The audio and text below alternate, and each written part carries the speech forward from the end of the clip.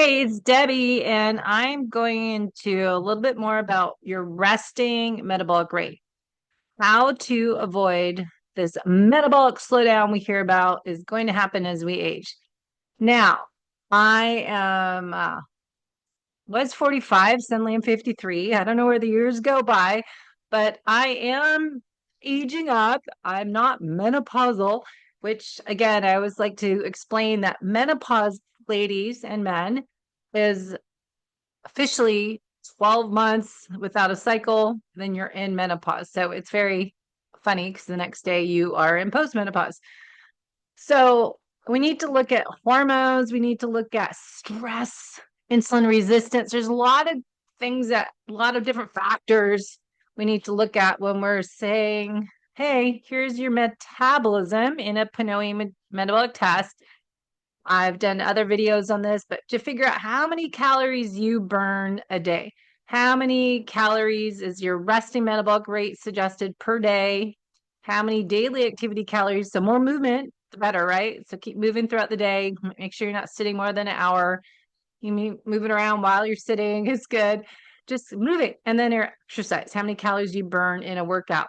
Now, we also want to talk about fat metabolism as I've been trying to go through AMPK versus mTOR. Do you need to burn more calories throughout the day? So increase this number, the RMR, or and do we see that you need to improve your fat metabolism? What your percent of fat burning are you? So we've got different things we need to look at. So it depends. Test and not guess, figure out what you need to do as a unique individual to improve the whole you. So I've got two different articles I can do different videos on, but if we test and we find that your fat metabolism, your peak fat max, your zone 2, and your metabolic crossover point is lower than we think it should be. And we're trying to move it to the right. So you're able to exercise, burn a high percentage of fat as you train, improve that range. That's one clue that we need to work on, figure out your personalized program, that this is maybe something we need to address. And do we see on your resting metabolic rate, your calories burn we need to improve? So a lot of different factors. That's why we want to test, not guess, resting metabolic rate, doing an exercise test to figure out your peak fat max, and looking at your sample report. I'll pull up for active AMR, active report, and figure out what are your zones where you're burning the most fat. We want to look at your blood chemistry panel, look at your hormone panel, look at your organic acids. So when we're creating a personalized program, testing with your metabolism tests that we've gone over, correlate this data with your nutritional therapy signs and symptoms, and looking at lab testing when possible. Okay, because then we can decide, hey, we need to work on stimulating more protein synthesis. So muscle protein synthesis. Do we need to go that direction? Where do we need to shift our priorities?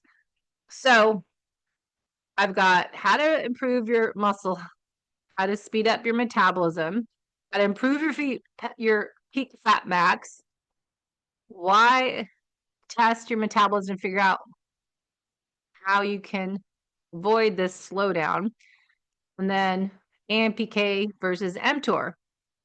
Where do you want to start? So I'll do different videos on each. I've been trying to dive into this as it all kind of blends together, what I'm calling metabolic harmony, and looking at your resting metabolism, looking at your exercise, and figuring out where are your areas of opportunity. Do we need to improve your fat burning efficiency? Zone 2 training, fasting, that's going to be more AMPK pathway. Versus, do we see here that your metabolism, if you look back to the fat burning efficiencies on your strength or your resting test as well, but are you burning fat at rest? How do we improve that? And or do we see right here your resting metabolic rate is slower than it should be? Is your body burning more or fewer calories than what's predicted based on your weight, gender, age. We measure it with the mask on and then compare it to the Harris-Benedict formula and figure out what we find, resting metabolic rate versus equation. So do we need focus on which area? What's first? What's your order of operations? Vagal nerve, chronic stress, anxiety, all these different things are going to impact the whole you.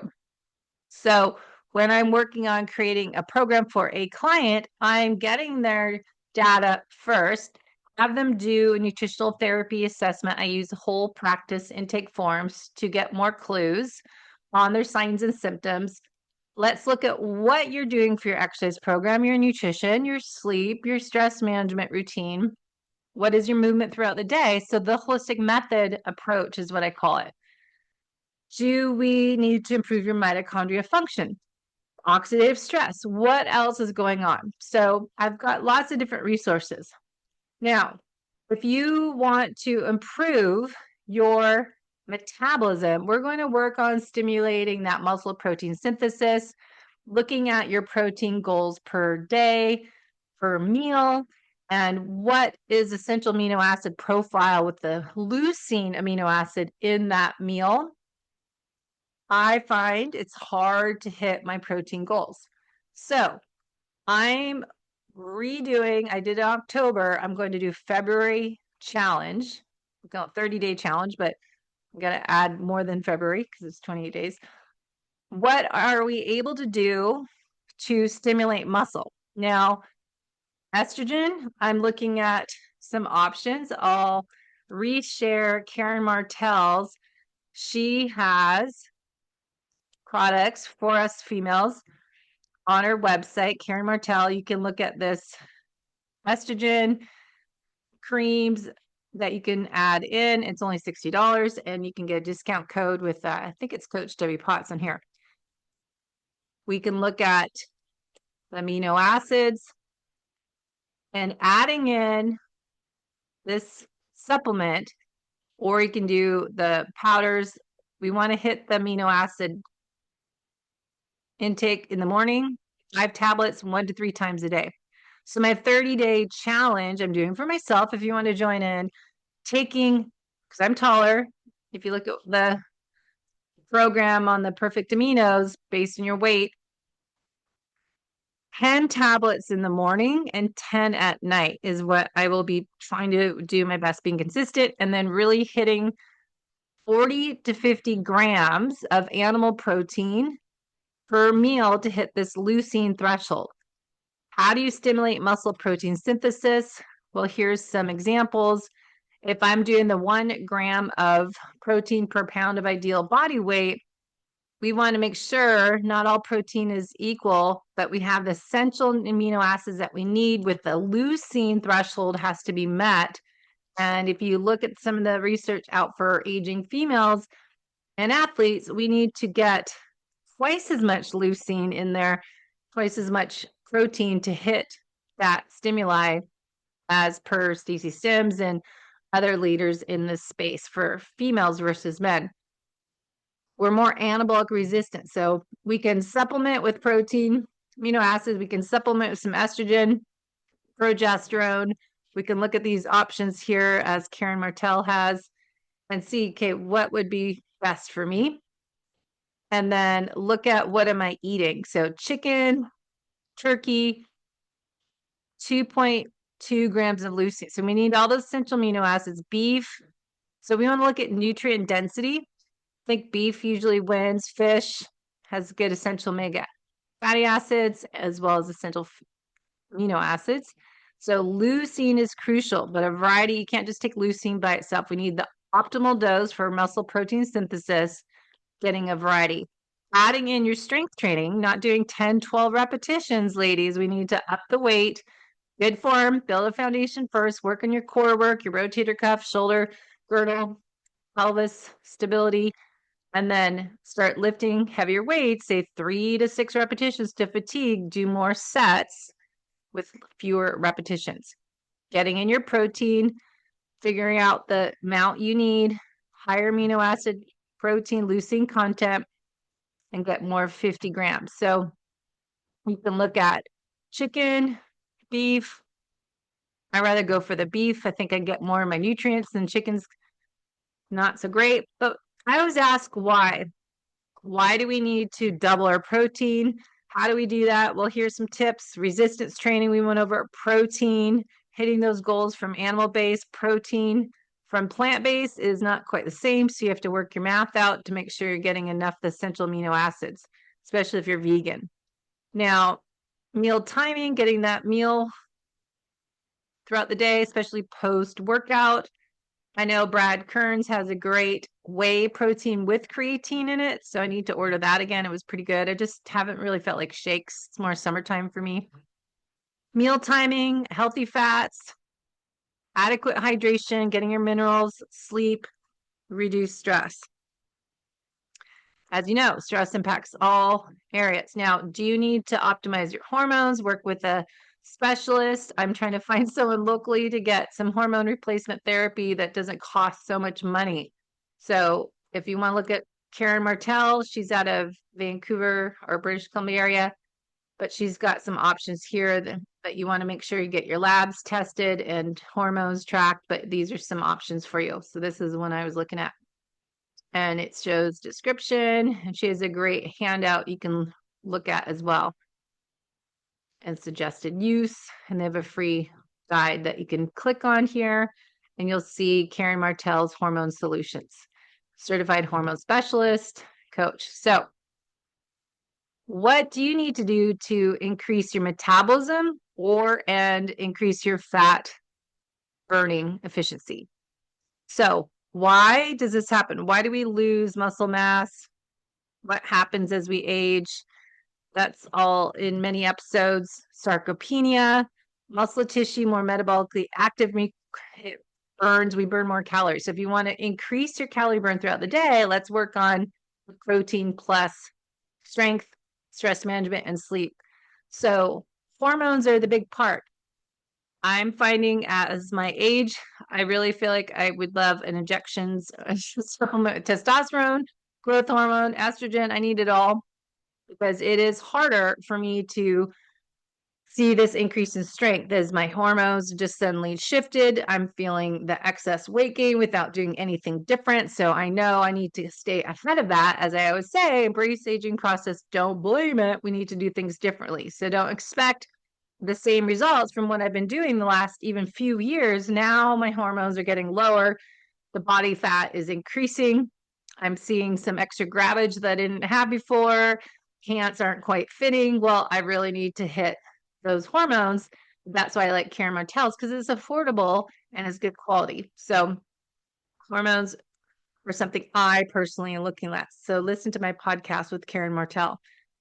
We have changes in our basal metabolic rate. So that's what we test in this PNOE report, looking at how many calories you're burning at rest and during exercise. Decline physical activity, I don't think is an issue for us. Maybe you're sitting more. My job is, used to run a fitness studio. I was moving most of the day, not just sitting at a computer as I am doing now, but I try to get up and move every hour. Decrease thermic effect of food. So the energy you expend during digestion, absorption, the metabolism food. This is when we can see this thermic effect of food. So that's why protein is helpful, because it takes longer to chew and break down versus liquid shakes. You don't have to chew and break down the food. So there's pros and cons of everything. Body composition, we're working on improving body comp. We want body recomp. So working on getting increase in lean body mass, decrease in fat mass, instead of this increase in fat, lower lean. So we have to take ownership of our health, prioritize the gym or lift heavy things at home or wherever you are, work on that strength training. We'll look at genetics do play a role in determining baseline metabolic rate, but lifestyle factors as diet, I hate the word diet, nutrition, and physical activity, exercise, and movement play a big role, as well as, of course, chronic stress impacts all efforts. So what genes we want to look at? So we would want to look at your FTO gene, LEP, LEPR, UCP genes. Those are involved in heat production, hormone regulation, your thyroid hormones, I know my thyroid T3, T4 is very low, so I'm working on getting a prescription. I have to go pick up today on T3 and see if that impacts my thyroid levels. Variations can lead to hypothyroidism, so that can impact your metabolism. And looking at those genetic SNPs in your reports, and as well as insulin sensitivity genes, muscle mass, ACTN gene, myostatin gene. So we can look at all this, fat distribution. So we want to look at your genes just for clues. Again, it's your lifestyle habits that are going to play a role. So again, big part of this genetic part, that genetics play a role in determining an individual's metabolic rate.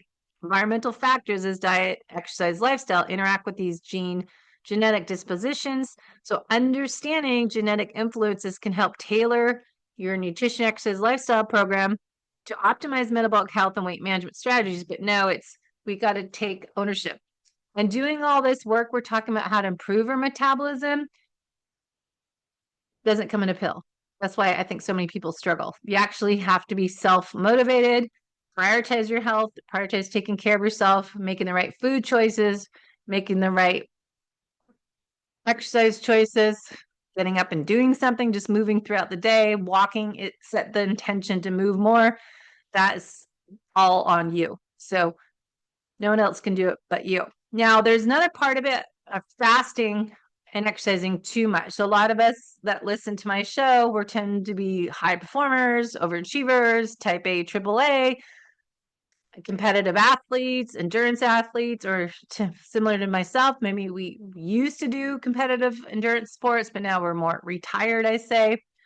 So are you doing too low carb or too much exercise? So this chart's a few years old, but this is from Precision Nutrition, I think, but yeah, it's covered up with this Pinterest thing, but interest in this is always good. Shorter workouts under 90 minutes, or if you're going longer than 90 minutes, what fuel source are you? What should you fuel with before? And then what's the benefit of that workout? Fat oxidation, or are we working on performance mitochondria, fast twitch versus slow twitch? What's going on? So we want to look at all this. That's why I think everyone can benefit from seeing a coach even once a month. Now, again, if we have extended fasting, I think some of us don't eat enough. So another reason to do a resting metabolic test, see, am I eating enough calories? People are more thinking they eat too much, but often they're not enough protein, too many carbohydrates, not enough healthy fats, not properly digesting and breaking down everything, but also just not eating enough calories at the right time. So muscle protein breakdown, if we're fasting too much, can be combined with low energy availability, not hitting those intake. So too little protein, too low calorie intake can lead to increased muscle protein breakdown. The body may start to use amino acids from the muscle tissue as energy source, so gluconeogenesis. We also can have decrease in muscle mass, so chronic low energy availability, lack of nutrition, and insufficient nutrient intake, not hitting your protein goals can result in negative energy balance, can contribute to loss of muscle over time, muscle wasting, and that's going to slow your metabolism down. If you're fasting too much and not eating enough, it can impair your body's ability to recover and repair from your workouts. So if you feel sluggish, you're not bouncing back from your workouts, well, think about, are you eating enough? Are you getting enough nutrition? Are your meals filled with more nutrient dense foods? Think about that. Are they just empty calories? Reduce exercise performance. Insufficient energy availability can lead to fatigue, reduce exercise performance, and compromise training. So if you're not hitting your goals in your workouts, not eating enough of the right foods can impact the effectiveness of your strength training and other forms of exercise. So hitting the protein goals, getting my creatine supplement, I need 5 to 10 grams a day now, I hear. Protein goals, I need to double what I'm doing. So that's why I'm going back to the perfect amino tablets, 10 in the morning, 10 at night, and taking those before I work out at the gym. Now, hormones, I talked about this changes in my hormones. Hormone imbalances may contribute to muscle loss and metabolic disturbances. So I know the last couple of months I've had a huge shift in my body composition without changing anything, and I am educated enough to know that that's probably the estrogen in my body that's becoming less of, and I'm storing fat. My insulin level was down low, but I need to keep an eye on that. Injuries, if you struggle with a lot of injuries, muscle weakness, decreased muscle mass, not enough energy. So again, impacts stress factors, bone-related injuries, immune system, loss of strength, power, all this fasting, low energy availability is kind of all what it's about, hinder anabolic. So I think it's good to get your metabolism tested at rest and during exercise to figure out where are your area of opportunities. Do you need more strength training? Do you need more protein intake? Do you need digestive support? Because I know people up their protein, but they're having digestive signs and symptoms of poor digest enzyme. They don't have enough digest enzymes and HCl betaine. They're not able to break their protein down. Bile flow, bile congestion, looking at the health of the liver, and maybe doing some other supportive vagal nerve stimulation, looking at digest enzymes, liver, gallbladder support. So we've got to look at full picture. So again, here's some strategies to improve your resting metabolism and overall metabolic health: strength training, protein, balanced nutrient-dense nutrition, hydration, your zone 2 workouts with strength training is crucial for muscle health, but cardiovascular helps for overall fitness and help us manage weight. So fat metabolism or speeding up metabolism. Go back to listen to the episode on AMPK, which is the zone 2 and zone 4 intervals. And the other side of it, mTOR, building muscle, protein, and strength training. So teeter-totter, alternating both. Hormone optimization. How's your thyroid? How's your insulin? How are your sex hormones? Sleep hygiene routine. How's your stress routine? Meditation, breath work. How's your body composition? Combination of muscle building and fat burning workouts. Higher muscle to fat ratio helps improve metabolic rate. So increase your lean body mass to increase your metabolism. Focus on, as Dr. Gabrielle talks about, that we don't have a fat issue. We have not over fat issue, but we have an under muscle issue. And I would say I agree. Now, thyroid hormones, T3 and T4, regulate metabolism. So you can see Group of Health chart here, T4 and free T3. T4 is inactive, has to convert through your liver and your gut to active T3. So red flag, liver congestion, liver problems. Maybe you're not having a good conversion of T4 to T3. Gut issues, maybe you're not converting T4 to T3. Looking at your reverse T3 puts a brakes on your metabolism, and looking at your antibodies as antibodies TPO, looking at what those numbers are. We want them closer to 0. So looking at your thyroid, looking at insulin, as insulin regulates blood sugar levels, and that influences how your body uses and stores glucose. So if your insulin's up, you're going to be storing fat, not burning fat.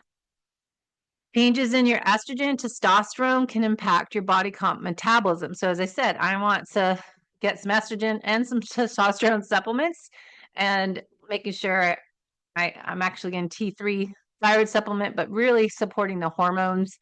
If you're doing all the right things and not getting the desired results, change what you're doing. And for me, that's getting some hormones as a supplement. So maintaining muscle health through the holistic approach we're talking about help improve your resting metabolism and overall metabolic health as we age.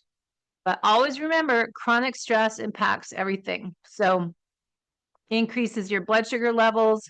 You might have more insulin. High cortisol will lead to insulin resistance. And that might not be anything to do with food, as it happened to me. It wasn't my food that was sugary and carbs. I was super low carb and very strict when I got my cortisol dysregulation, HPA dysfunction, that over time insulin resistance. Fat storage, cortisol, fat metabolism connection here. Elevated cortisol from chronic stress, increased fat storage, redistribution of fat, high risk metabolic syndrome. Cortisol has a catabolic effect. So again, if you are chronically stressed out, external stressors you might be aware of, but you don't know about those hidden functional lab tests will tell us the chronic stressors inside. Chronic stress may contribute to muscle loss or hinder muscle growth, affecting overall muscle health. So cortisol breaks down. That's why we look at the cortisol to DHEA ratio. Are we catabolic or are we anabolic? What's the balance? Now, cortisol facilitates breakdown of proteins into amino acids, facilitating them in the bloodstream. So this is normal, but we have excess protein breaking down over time can break muscles down too much. You want that balance, Goldilocks effect. Cortisol can influence appetite of food. So if you have increased cravings, you may look at the cortisol and also candida. Chronic stress and elevated cortisol levels can contribute to low-grade inflammation. Chronic inflammation leads to various metabolic disorders and may even increase insulin resistance from that chronic inflammation, from that cortisol. And so we have this metabolic chaos we talk about. So thyroid is going to impact your metabolism. So looking at that, getting the nutrients you need to make the thyroid hormones, iodine for your thyroid, and looking at your iron levels, looking at your protein, amino acid, digestion of the protein to amino acids to get tyrosine amino acid, selenium. We want to look at all these ingredients to supporting your thyroid. So this is kind of what I do, diving into these different rabbit holes when I have clients that are struggling to lose weight. It's more confusing than eat less, exercise more. If you have impaired metabolism, that's why we want to test frequently this resting metabolic test, see what else is coming around with your thyroid. Thyroid hormones play a role in metabolism. Low thyroid can lead to decreased ability to metabolize these nutrients. Reduced thyroid function, accumulation of fat lead to increased likelihood of insulin resistance. Low thyroid can affect digestion, slower transit time, more constipation. That leads to reduction in absorbing the nutrients from your food.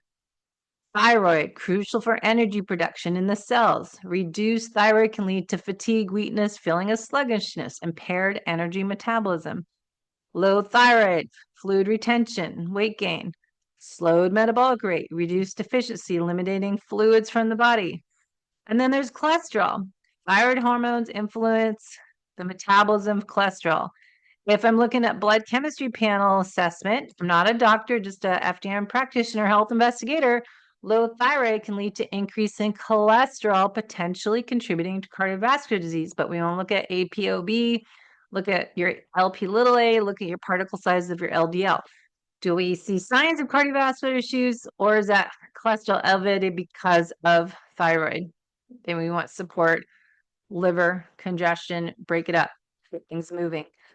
Common signs of low thyroid: fatigue, weight gain, sensitivity to cold, dry skin, changes in hair and nails. So look and talk to your thyroid specialist. Now, protein intake. So if we're working on that body composition, hitting those protein goals, some more information in this blog post, but hitting the protein goals, digesting your food. You can do a sodium, potassium bicarbonate supplementation and see if you're breaking down that food. Do you need some digestive support? Body Health, I like to get their digestive enzymes that are on here. Where am I looking? Digestive enzymes. They have a great one that I take because it has amylase, protease, lipase, 2 capsules with each meal, not before, but with your meal. And taking these guys, getting betaine HCl to help my stomach acid to break down protein. There's pancreatin and pepsin and leucine, and each capsule contains this much. So it's a really good digestive enzyme support that I take with my food. So these are some tips You can go into these blogs or work with me. We can figure out where your areas, where do we need to focus on? AMPK pathway support. Do we need to improve that? Metabolic slowdown of how to avoid that if your metabolism's too slow. Do we need to work on their muscle protein synthesis and how to work on improving your thyroid? Or do you need to improve your fat metabolism? Your peak fat max isn't improving. Well, it's all connected. We have this metabolic harmony we're trying to create. Are you in sympathetic nervous system dominance? What is your heart rate variability score? But what is your low frequency to high frequency? Are you in fight or flight? Do you have poor vagal tone? And that will result in poor digestion and absorption of fats, reduced production of digest enzymes, breaking down fat, gut dysbiosis. So actually, this vagal tone is what I'm finding to work with first for clients. Then maybe we're working on liver detox drainage pathways, detox phase 1 and 2. Then we're doing some other work on their gut or whatever we find. But we got to get all the body, the innate intelligence of the body to function at optimal level before we start doing all this other stuff.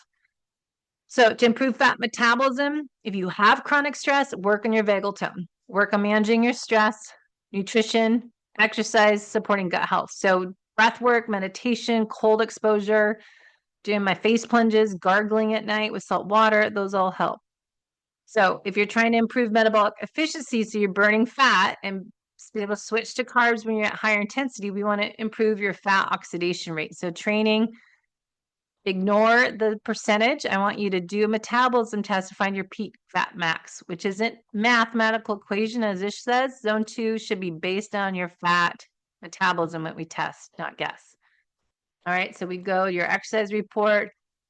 We can tell the very end of the report where your zones are. So we get this whole report. Then at the very end, we're going to see boop, boop, boop, training program. What do we need for strength? Intervals. What are your zones based on the fuel source used in your test? So zone 1, zone 2 is your peak fat max. Say this one's 141, metabolic crossover 166. This is super high. Most people I'm testing, their fat max is so low because they're not improving their fat metabolism. So what do you need to do? Zone 2. What is zone 2 for you? You're probably doing zone 3, not working at your peak fat max. So we need to identify zone 2, train at it around that 3 to 5 times a week, less, maybe 3 times a week. And then the other days we're doing your intervals, zone 4 and 5 with recovery. So you're doing 10 minutes of that, warm up, warm down, you're good. Or maybe it's 20 minutes because 1 minute sprint or less, and then your recovery is 1 minute or longer. And then strength training, breath work, tying that in, and that will help. Nutrition, maybe you need to eat before your workouts, depending if you're doing a more intense workout. Macronutrient balance, nutrient timing, hydration. So this has some great tips in it. Sleep and all that. So go to the website, debbiepotts.net. If you have any questions, we can dive into what you need to do based on your goals. All right, that's my thoughts for today. Have a great day.